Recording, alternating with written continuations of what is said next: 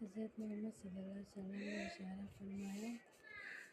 فرمایا لوگوں کو چاہیے یہ دعا مانگا کریں۔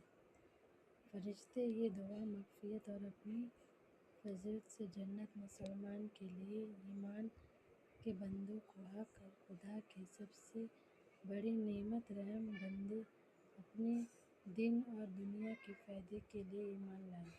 عرش اٹھانے والے فرشتے ایمان بندوں کے حق میں دعا کیا کریں۔ حضرت محمد صلی اللہ علیہ وسلم نے فرمایا اے ہمارے پروردگار، تیری رحمت اور تیرے علم سب چیزوں پہ تو جو لوگ توبہ کرتا ہے اور تیرے اس پر چلتا ہے ان کو بخش دے اور ان کو دوزخ کے عذاب سے بچا لے۔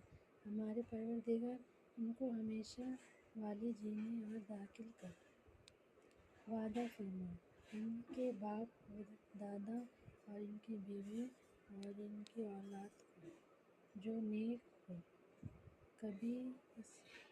کبھی بے شک تو ہی زبردست اور حکمت والا ہے جو نیکی اور حکمت والا ہے۔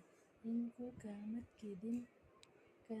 کے دن خرابی سے محفوظ رکھ اور جس کی توبہ اس دن خیر ہے محفوظ رکھے گا اس پر تو نے رحم فرما۔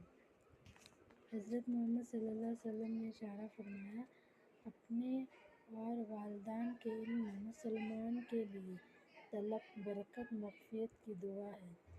قرآن مجید میں اسے سنہ نظر قیامت تک کے لیے اعلیٰ ہے۔ حضرت محمد صلی اللہ علیہ وسلم نے اشارہ فرمایا اے میرے پروردگار، تجھے توفیق دینے میں نماز پڑھتا ہوں اور میری اولاد کو بھی، اور ہمارے پروردگار میری دعا قبول فرما۔ جس دن اعمال کا حساب ہونے لگا مجھ کو اور میرے ماں باپ کو ان سب کو ایمان والا بخش بنا۔ یہ مطلب ہے رزق کی دعا۔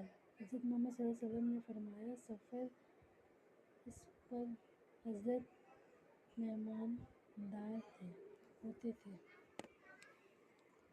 حضرت محمد صلی اللہ علیہ وسلم نے فرمایا اے میرے پروردگار، اس میں بھلائی جو تو میری طرف رحمت ہے۔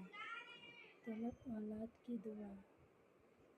آپ نے فرمایا میرے پروردگار مجھ کو اپنے پاس پاکیزہ اولاد عطا کر، بے شک تو دعا کا سننے والا ہے۔